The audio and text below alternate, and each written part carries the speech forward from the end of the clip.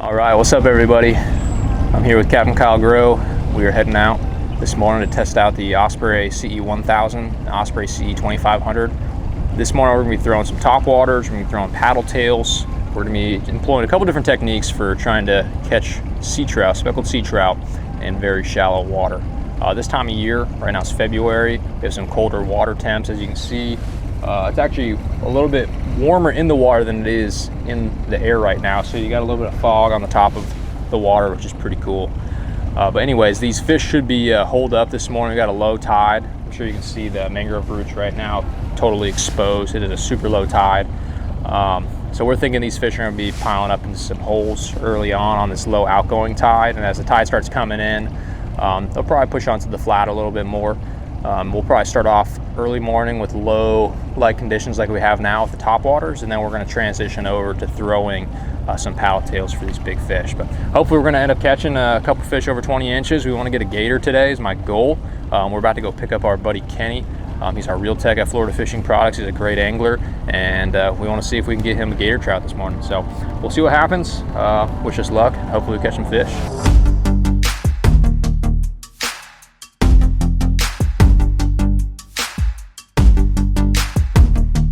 Alrighty, so Kyle and I launched from a neighborhood boat ramp, but we actually came to pick up Kenny from a community boat ramp. So we got to drop him off early. He's got to go service reels. Who knows, he could be servicing one of your reels today. He's an awesome reel tech. He's really good with the products, extremely passionate about fishing, an all-around good guy. But right now, he was supposed to meet us at 7 o'clock. What time is it? 7:02, and he's nowhere to be found. So stay tuned. We're gonna find our boy Big Fish Kenny G, and then we're gonna go out and catch some monster sea trout and hopefully some tailing redfish, maybe some tarpon, black drum, triple tail, cobia, snook, you name it. It's out here.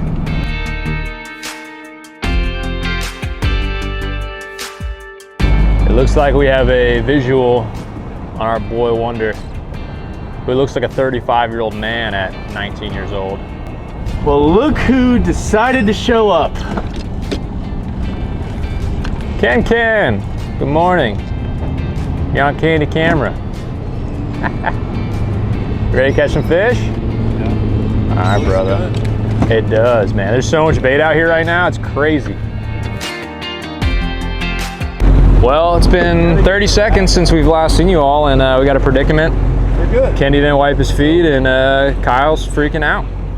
First he's late, and now my boat's dirty? Wow. Oh. I think this this fishing series is going to turn into a reality show. We've got the crabbers in the background. We can start fighting with the crabbers. That's extra tough for you. No, that's that ramp. Yeah, it's the dirtiest ramp I've ever been.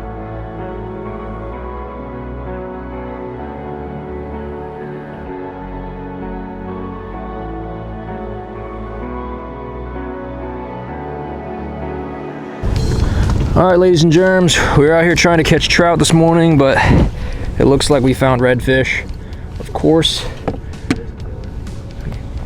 we got Kyle with the drone. I'm down here with the Sony cam. We got Kenny on the bow this morning. We're testing out the Osprey CE 1000. Originally, we were planning on fishing for speckled sea trout, as I was saying, but you know, things change, and sometimes you gotta go with the flow. So we're going to use the Osprey CE 1000 set up with a 7'6", 6'12" bull bay stealth sniper and a little Slayer Inc. paddle tail rigged weedless. We're going to see if Kenny can get this fish to eat. First, we got to get over this bar, which is only a couple inches deep. We'll see what happens here. I feel like I'm about to get stuck, but worst case we can push. There's one right in front of you.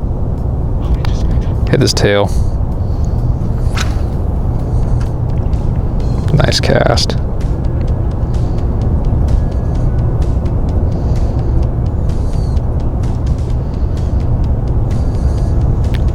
Too close to the fish, or he just moved left?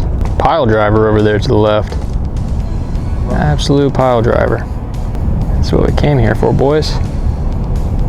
Not really. That's true. Well, we came here for trout, but we also knew there's redfish in the area. And plan A, fishing for a big gator trout didn't work out, so plan B, going for big tailing redfish, is really not a bad option. It's a tough life living in Florida, it really is. Especially in February when everything's frozen over everywhere else. You push a little harder, these stop tailing. Oh, right in front of you, Kenny. Quick whip. Ooh, he did not like you. That's a good cast. Good cast though. Yeah, there's nothing you did wrong there. Got wading birds in the background, tails in the foreground. That's exactly what you're looking for on the flats. Birds, bait fish, sharks. Looking for stingrays, mullet, of course redfish. Tailing redfish is a good sign that there's redfish in the area. Very good sign. There he is right there. Okay, he's gonna get this guy. There he is.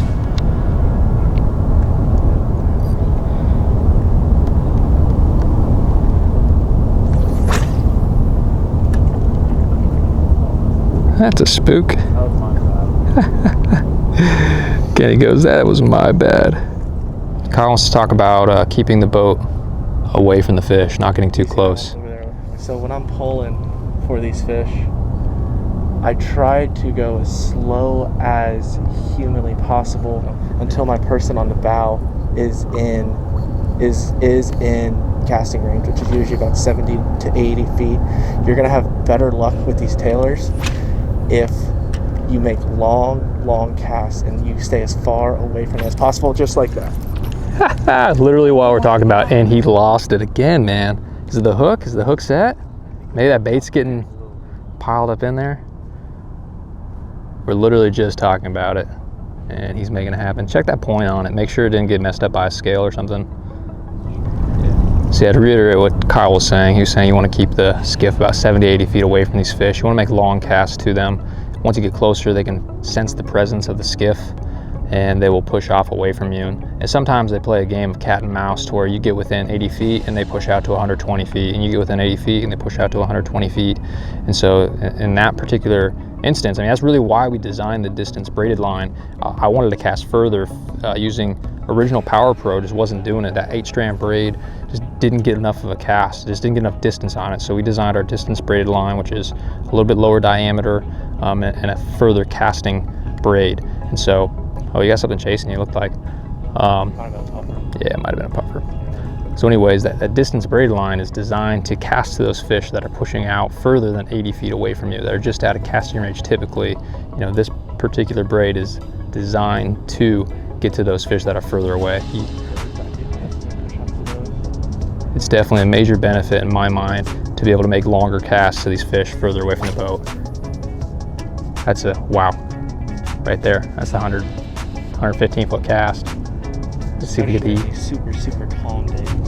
Yeah, when it's calm like this, I mean, they can sense everything. They hear my voice right now. They can feel the presence of the boat. They can feel the bait hitting the water. Thankfully, these fish are not too spooky. They're pretty fired up right now with some warmer weather. A little overcast. And it's a little bit overcast. Oh, beautiful cast. Let's see if he gets it done here. Come on, baby. Eat that, eat that, eat that, eat it! Ooh. Is he chasing it? He's chasing it? You have him? Oh my God. Wow, he just missed another one. That's wild. All right, get Kenny off the bow. Or I would switch hooks. Yeah, I don't know.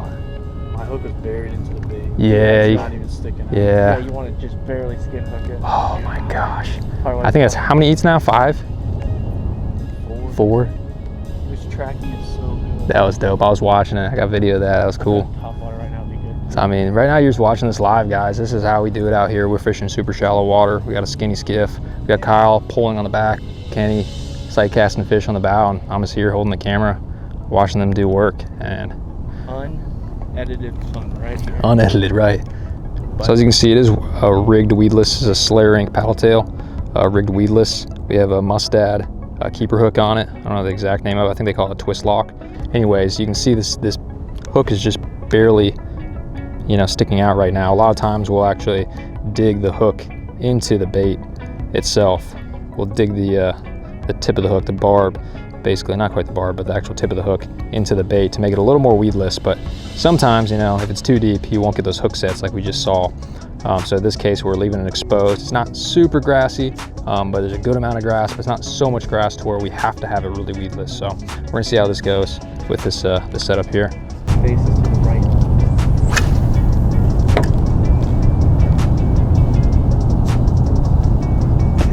Get him. He's on it. Smoked it. Just smoked it, brother. Yep. Come around and then come up and You in?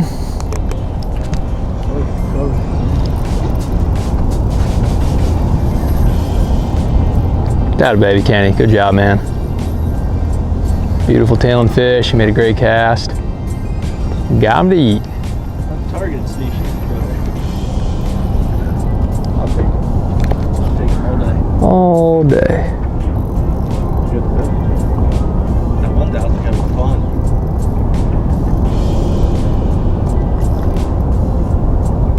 Goes to show that 1K can get her done. See if you can land this fish though. And he tied that knot, so it's all on him. Beautiful, man. Woohoo!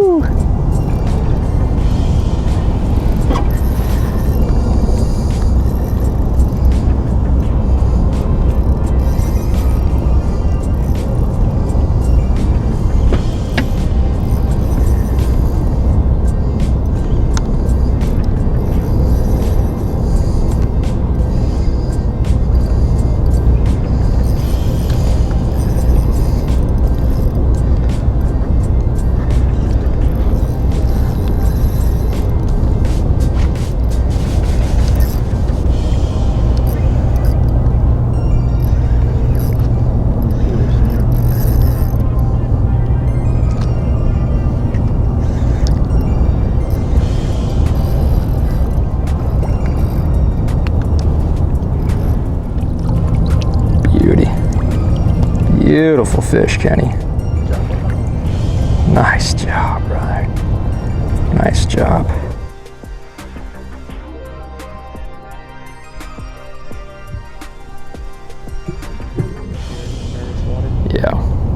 Yeah, so we picked a perfect day. We had the right conditions, the right tide, very calm winds. And we have the right gear, we have the right boat. We had good anglers on the boat. You know, we got good 7'6" rods. Those Bull Bay Stealth Snipers, they cast a mile. We got distance braided line, 10-pound test, that casts a mile. Kenny's using a 1,000 right now, which originally we had intended to fish for sea trout today, but you know, it doubles as a redfish reel as well. You know, in this situation, I'd prefer a 2,500 or 3,000, something just a little bit larger than the 1K, but it definitely can hold its own. I mean, that first fish you got was 24, 25 inches, and I mean, it got the fish to the boat, no issues whatsoever. Drag on the 1K is 18 pounds, so it's got plenty of drag capacity, plenty of line capacity. That's the one thing I do like about a 2,500 or a 3,000 is they do carry more line capacity. So when you get those bigger, you know, 30, 35 inch redfish, you know, they'll peel some line, especially when you're making a 100-foot cast and then they take, you know, 50, 100-yard run, you're starting to get down to your backing quick. So, you know, that's why I do like the 2,500 and 3,000 more for red fishing. And, you know, the gears are a little bit larger. They're gonna last a little longer than a 1,000. You know, if you're fishing over slot redfish with a 1,000 all the time, inevitably you're gonna ruin your reel because it's just not designed for that. It's not to say it can't be done from time to time, but it's not what the reel is meant for. 1,000 is really meant for skinny water fishing, for sea trout, some smaller redfish. You can catch, you know, snook on it as well. There's a lot of different applications for it, but as you're getting to bigger game fish, you want to use the right size gear. So yeah, I just want to make note, I'm on a big seagrass kick because I'm just a huge fan of it. Without seagrass, we don't have tailing redfish, not in Florida at least, unless you're fishing maybe mud banks or mud creeks up north. But in our areas, you know, when we lose seagrass on the flat, you definitely see less tailing fish.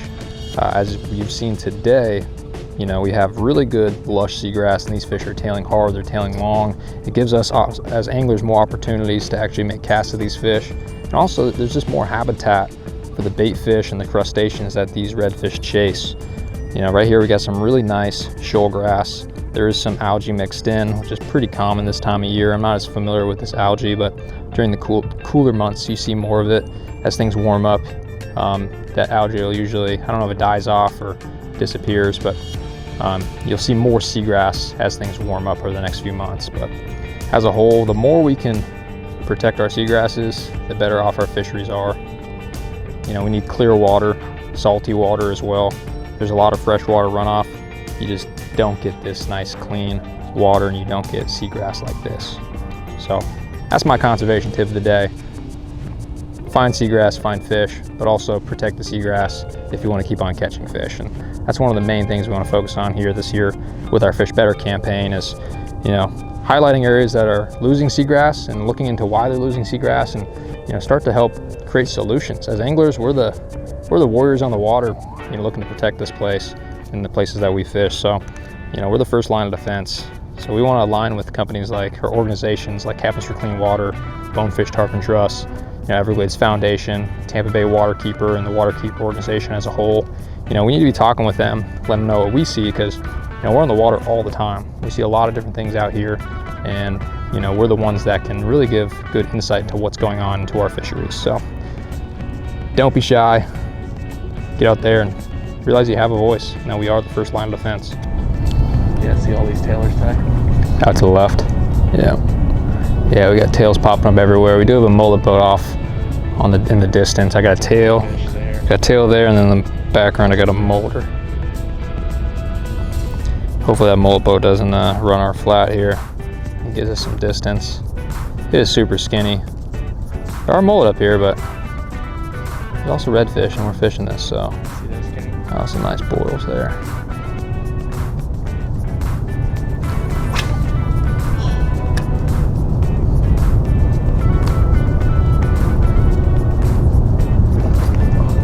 Another one? I think he hit the line. He is up there. Yeah, and we're gonna call it a day on this spot.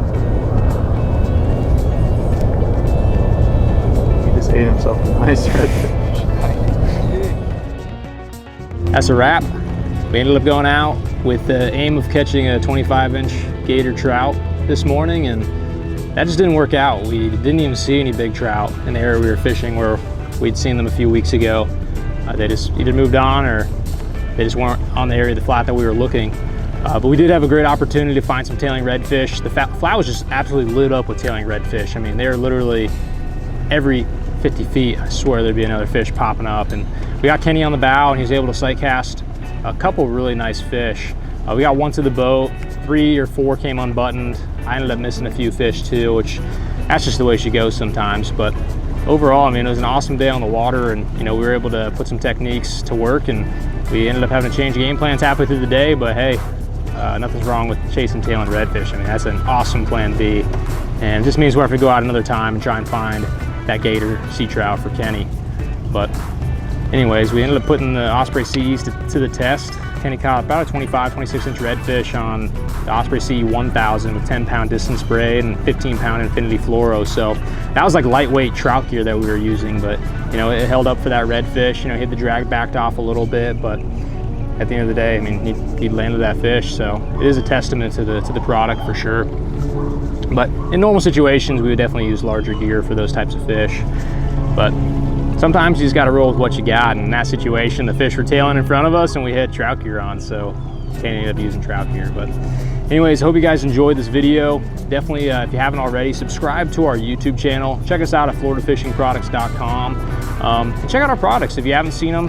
We have a lot of dealers across the state of Florida and up and down the East Coast. Go to our dealer locator on our website and check them out firsthand in person. They're great products. They're designed for saltwater use, fishing for redfish, trout, tarpon, snooks, pretty much anything that swims in salt water, and they double as great freshwater reels as well. But we personally design these reels, we personally test these reels, and, you know, at the end of the day, we put our names behind them, and we put our customer service behind them as well. So if there are ever any issues, if you all need service, our Reel Tech Kenny, who's off the boat now, I don't know why I pointed that way, but our Reel Tech Kenny will take care of you.